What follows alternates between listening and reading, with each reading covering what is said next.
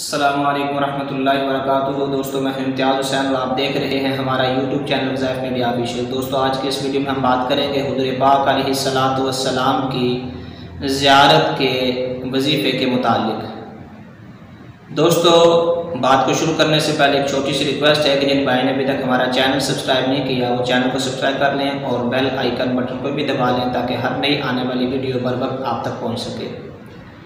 दोस्तों, अपनी बात को शुरू करते हैं। जो भी मुसलमान मर्द हो या औरत हुज़ूर पाक अलैहिस्सलातु वस्सलाम की ज़ियारत का ख्वाहिशमंद हो, आप अलैहिस्सलातु वस्सलाम की ज़ियारत करना चाहता हो, तो उसके लिए एक इंतहाई मुजर्रब वजीफ़ा है।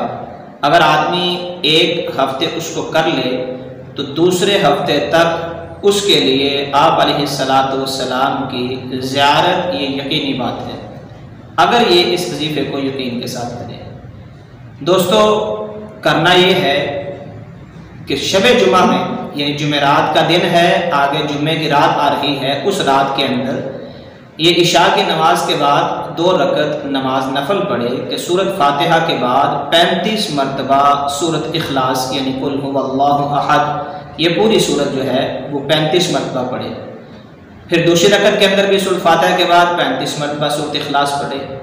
उसके बाद जब सलाम फेर ले, नमाज पूरी करने के बाद 1000 मरतबा सल्लल्लाहु अला नबील उम्मी ये दुरूद पाक पढ़े।